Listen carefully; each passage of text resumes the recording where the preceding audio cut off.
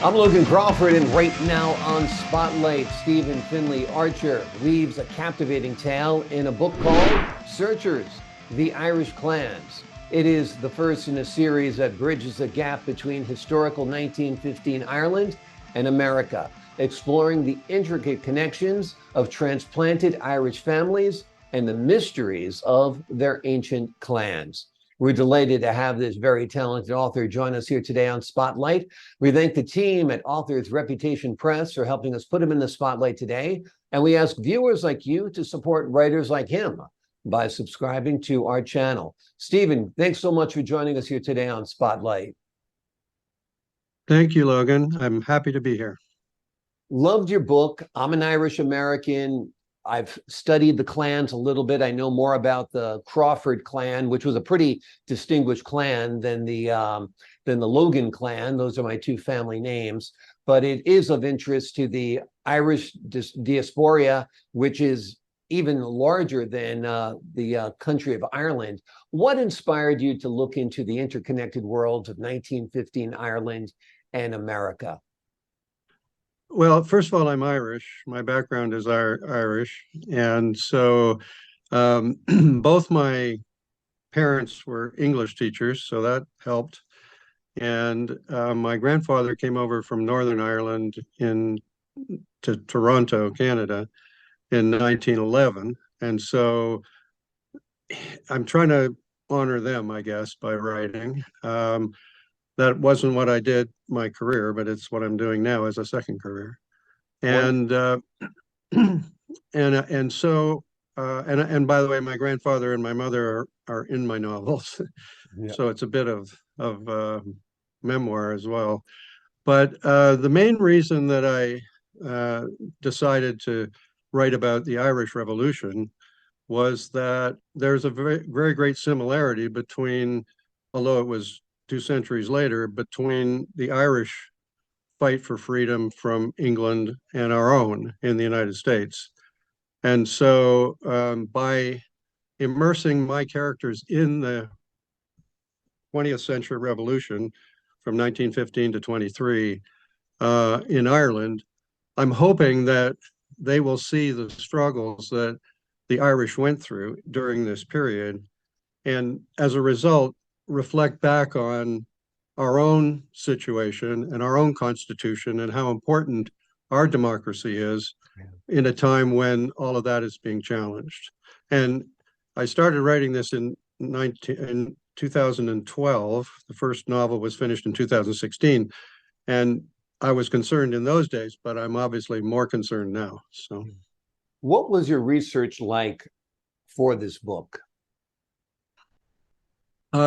pretty extensive. I think that what I learned is that if you're going to write historical fiction, you better get the history right. You only have to make a few mistakes, and the history buffs reading it are going to go, "Oh no, that's not right." On the other hand, history is written by the victors. So the internet's a great opportunity, but you just can't go to Wikipedia and say, "Okay, what happened?" because that may not be correct. So I've been back to Ireland 3 times to do research to make sure of my facts before I put them in print. And so it's a the other thing I would say is that in my novels, I'm not only immersing fictitious characters in the history, I'm also taking historical characters and putting them into the fiction. And I'm not sure I lost the video here. I'm still here, so don't worry about that. You're in good shape. Okay. Can you see me? Okay. Yep, absolutely. So fine. So I had to be very careful, not only to get the history right, but also if I'm using a historical person, to make sure their character, I understand that, so that if I have them doing something fictitious, then I'm not maligning their character. So there's a lot of research that went into it, and still does. And by the way, you have to be careful. The internet is a double-edged sword, because what may be known about a certain subject on a given day when you're writing the novel may change as more is written about it, and you don't want to find out that you wrote something that was totally in error. And I did have that situation in the first book, where I found out something and I had to change 3 chapters about 2 months before the book was published because I found out something that I needed, my story would have negated. So I had to change it. Tell us about the fact that this is a series. This is book one. Are other books available? How many books do you envision? And why is a series needed to tell the story? Okay. Well, listen, first, there are 8 novels in the series. Mhm. 5 of them are now published. The 6th one is completed and going to have its book launch here in October. Great. The 7th one I'm pretty much written, and the 8th one is obviously outlined. Um, it's a series kind of like the Outlander series, where you really need to look at it from the beginning to the end in order to get the perspective of what is a family epic saga that goes over a period of time. And it doesn't mean to say you couldn't pick up book 3 and enjoy it, but really you get the most out of it if you're going to read the first book and go all the way through. I think that why does it take eight books to write the story? It's a complex story that has both a complex history and a complex fictional element. So the Irish Revolution is a very compacted version of our own, because there was a revolt like the Boston Tea Party. Then there was a War of Independence, which we had, and then we had our Constitution, and then we went 100 years, and then we had a civil war. In the case of Ireland, they went immediately into a civil war because the agreement that was reached with Britain at the end of 1921, after the War of Independence, um, didn't have unanimous approval by the rebels. And in fact, they were split 50-50. And so as a result, they immediately went into a 1.5 year civil war.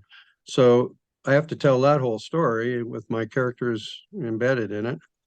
And from a fictional point of view, my story goes back to the early time of the clans, to the religious saints in Ireland following St. Patrick, and and even beyond that. And so it involves um, the British conquering Ireland in the beginning of the 17th century, and it draws some religious doctrine questions that might be out of a Dan Brown novel, kind of, that relate to what happened historically relative to what they're searching in my story. Yeah. So it takes quite a few novels to get to the end of it, and there's Well, several treasures being found and so forth.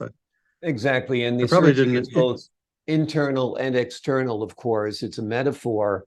Have you envisioned these films, these books as movies or a TV series? It seems kind of epic. It seems like it would work as a series of movies or a TV series.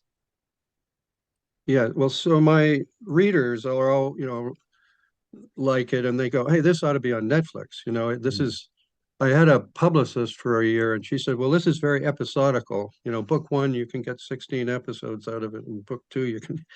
And so that's why I contacted Author Reputation Press in order to see if there was a potential interest in the story, and they are, looking into that for me and creating book trailers and movie script coverages and that kind of thing. Wonderful. I probably didn't give you a little bit of a background on the story, which I should. I Go jumped ahead, right please. into saying that there's treasure hunts. If you do a comparison of, they always ask, well, what do you compare your work to in terms of things we might know?